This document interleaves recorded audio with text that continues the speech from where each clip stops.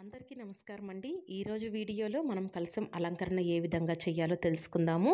Blouse పీస్తో మనం చాలా రకాలుగా కలశాన్ని అలంకరిస్తూ ఉంటాం కదండి.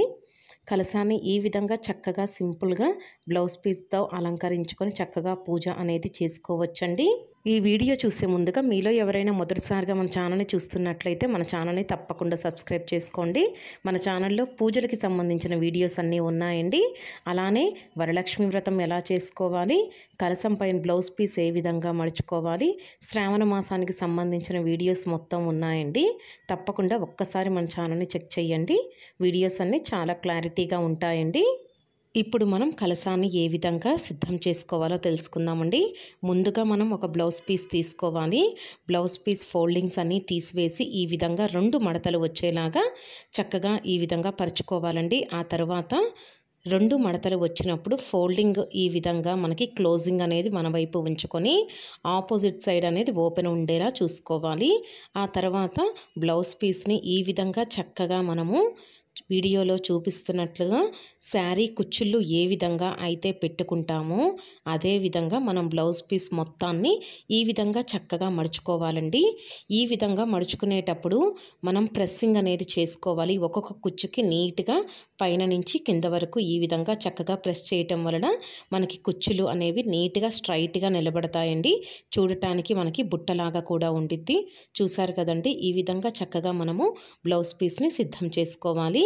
ఆ తర్వాత వీడియోలో చూపిస్తున్నట్లుగా ఈ విధంగా మధ్యలో ఒక రాగి చెంబు కానీ వెండి చెంబు కానీ మన దగ్గర ఏది అందుబాటులో ఉంటే దానిని ఈ విధంగా చక్కగా పెట్టుకోవాలి. ఆ తర్వాత వీడియోలో చూపిస్తున్నట్లుగా ముందుగా మనము కలశం మెడ దగ్గర ఈ విధంగా ఒక పిన్నీస్ అనేది పెట్టుకోవాలండి. ఆ తర్వాత బ్యాక్ సైడ్ కూడా మన దగ్గర పిన్నీస్ ఉంటే పిన్నీస్ని ఈ విధంగా చక్కగా పెట్టుకోవచ్చు. లేకపోతే క్లిప్ ఉన్నా కూడా ఆ క్లిప్ని ఈ విధంగా చక్కగా అన్నీ ఈ విధంగా టైట్గా మనం ప్రెస్ చేసుకోవటం వలన మనకి చూడటానికి కూడా బుట్టలాగా చాలా క్లారిటీగా వస్తాయండి కుచ్చుళ్ళు అనేవి. ఈ విధంగా చక్కగా సిద్ధం చేసుకున్న తర్వాత కలశం కోసము అందులో నీటిని పోసి పైన ఒక కొబ్బరికాయ పెట్టుకొని దానికి అమ్మవారి ముఖాన్ని ఈ విధంగా పెట్టుకోవాలండి. మన దగ్గర వెండి ముఖం ఉన్నట్లయితే అమ్మవారి ఫేస్ని పెట్టుకోవచ్చు. లేకపోతే ఫ్యాన్సీ స్టోర్స్లో లభించే ఈ విధంగా చక్కగా ఫేస్ అనేది పెట్టుకోవచ్చండి. చూసారు కదండి. మనము ఈ విధంగా చక్కగా బ్లౌజ్ పీస్ అనేది ఫోల్డింగ్స్ చేసుకోవచ్చు.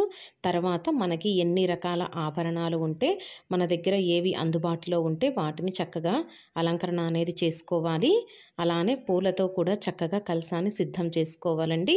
చూసారు కదండి. ఈ విధంగా మనము చక్కగా ఫోల్డింగ్స్ అనేది చేసుకుంటే ఈ విధంగా మనకి చాలా నీట్గా కనిపిస్తూ ఉంటుంది.